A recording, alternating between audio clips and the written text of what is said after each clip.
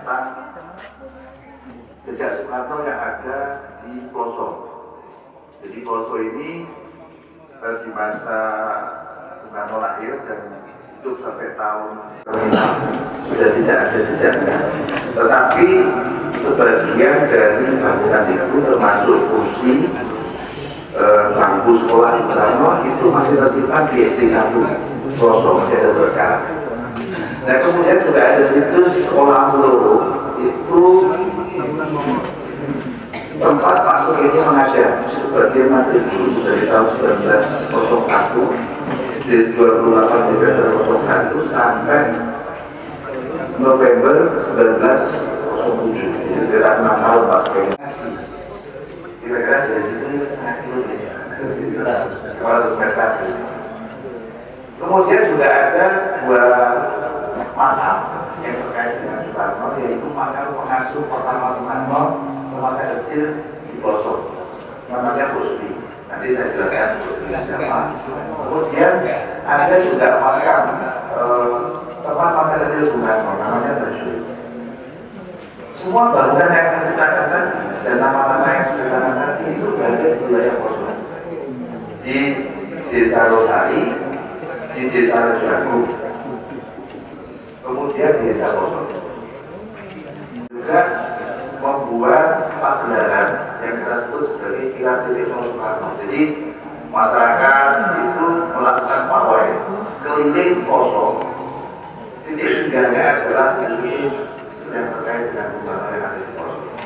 Nah itu terkait dengan titik Ploso. Nah, oke, saya akan mulai tentang sejarah Soekarno di Ploso. Jadi ada satu distrik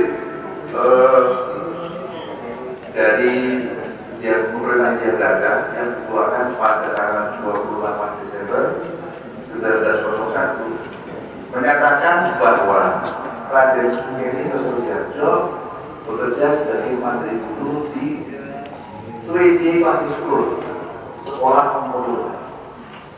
Nah posisinya tadi di belakang Indomaret dia. Bangunannya tersisa sekitar 40%. Bangunan ini hancur karena terkena mortir yang menyasar pada masa agresi militer Belanda kedua. Nah, kemudian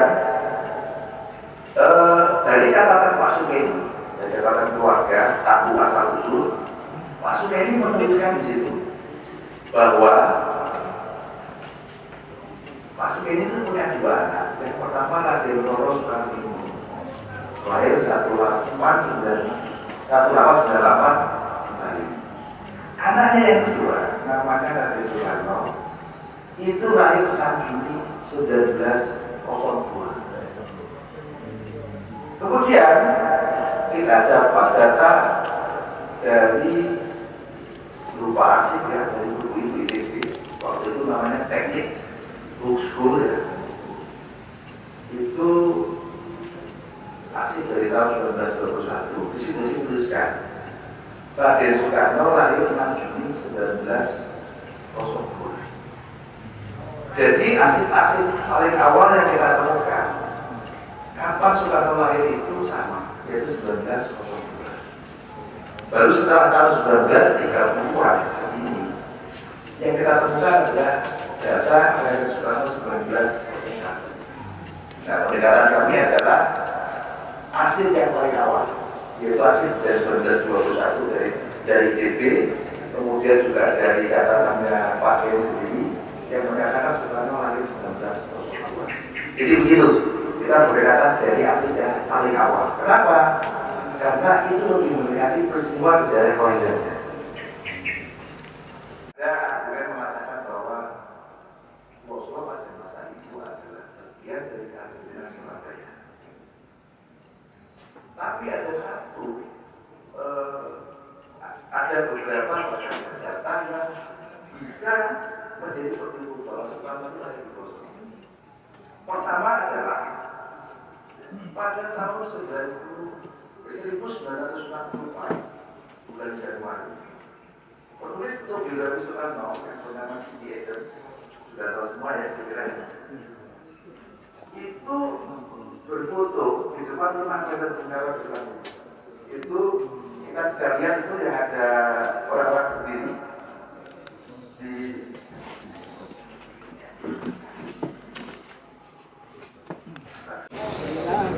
ini foto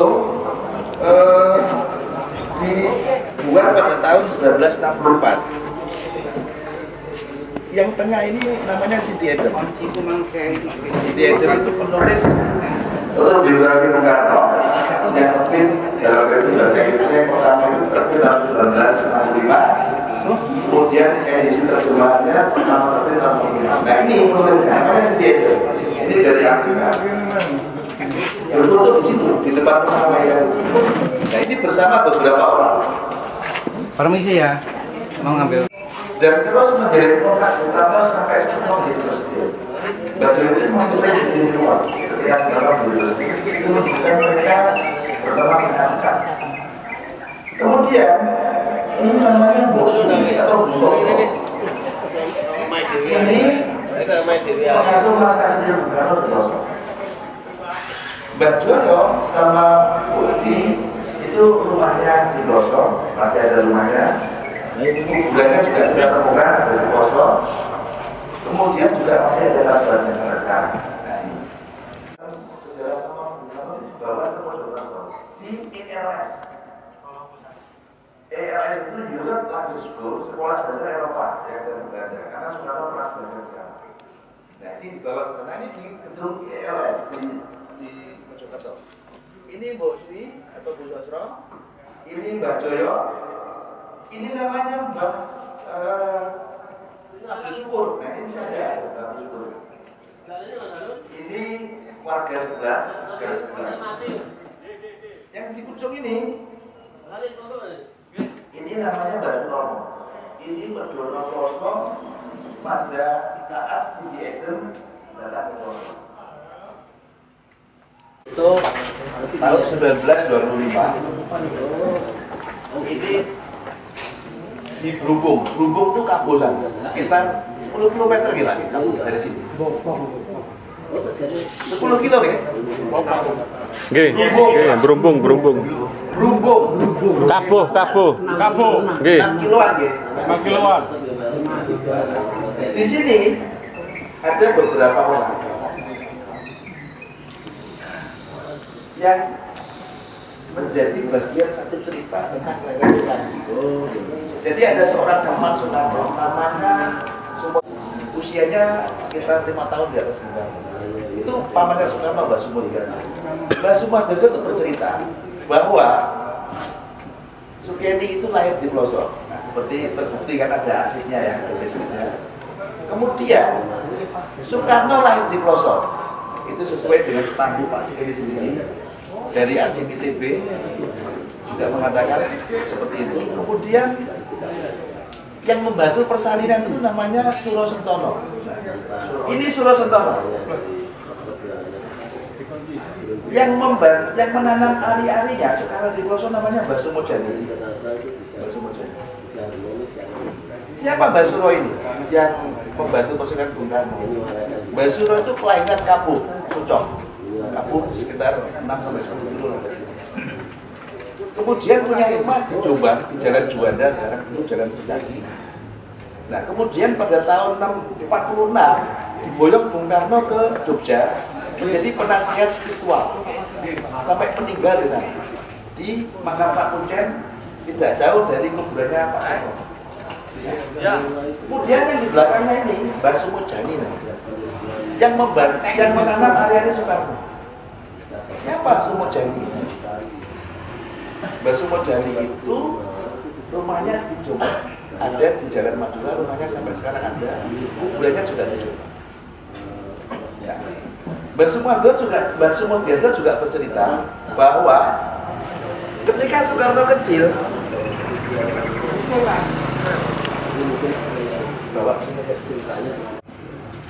Mbah Mendung itu nama aslinya Raden Mas Panji Sumosiwoyo, yang ternyata adalah kakak dari Raden Mas Panji Sumodarjo tadi, yang menceritakan tadi itu. Kita temukan fotonya, kita temukan kuburannya, kita ketemu profilnya. Beliau tuh wakil ketua SI Kediri pada masa itu. Tinggalnya di masa tuanya itu tinggalnya di Kediri. Jadi dia buka semacam klinik pengobatan tradisional, tabib lah. Makanya bisa mengobati Soekarno ketika sakit.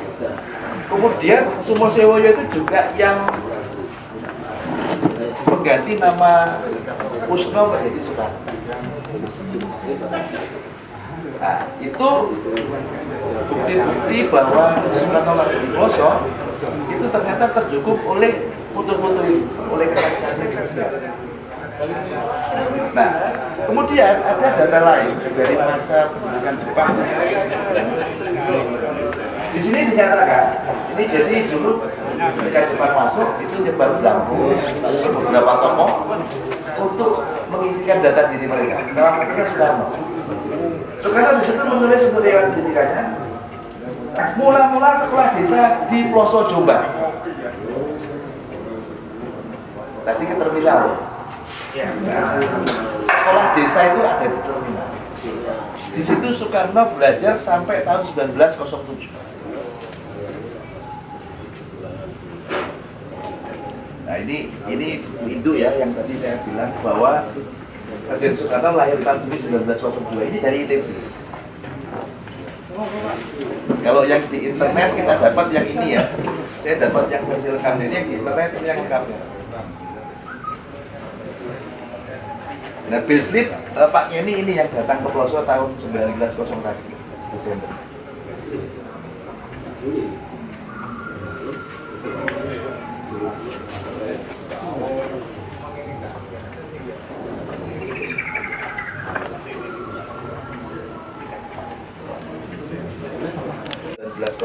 Sampai 1907. Kemudian rumah itu, jadi itu dulu sebenarnya kayak apa ya? Rumah singgah untuk pegawai-pegawai yang bekerja di sekitar Pelosok. Jadi penghuninya itu pegawai semua. Jadi yang pertama itu Pak Sugeng, Menteri Guru di Sekolah Kororo. Kemudian Pak Dawam. Pak Dawam itu seorang polisi. Nah kemudian Pak Salekan itu dari tahun 40 sampai tahun 60-an. Pak Salekan itu guru yang kemudian memiliki atas namanya Pak Salekan tanahnya di tempat lain sampai sekarang. Kemudian dihuni lagi oleh seorang masinis kereta api di stasiun Pelosok. Namanya Mbak Minto. Nah setelah Mbak Minto ini kemudian rumah ini dihuni oleh orang-orang yang bukan pegawai. Beberapa orang ada Pak Slamet, kemudian ada yang lain-lain. Setelah Pak Slamet itu, Pak Slamet meninggal di sini, rumah itu roboh. Setelah itu tidak ada upaya pembangunan lagi sampai sekarang. Mungkin belum. Nah sampai sekarang pemerintah Kabupaten Jombang sudah memproses bagaimana situs kelahiran Soekarno itu ditetapkan sebagai cagar budaya. Tinggal menandatangani dari kepala daerah. Tim TADP sudah melakukan riset, sudah memberikan surat rekomendasi penetapan, sudah ada di kantor dinas ya, tinggal menunggu penetapan. Mohon dukungannya juga doanya, semoga rumah kelahiran Bung Karno atau situs kelahiran Bung Karno itu nanti bisa segera ditetapkan dan tidak dibayarkan dan bisa direkonstruksi kembali.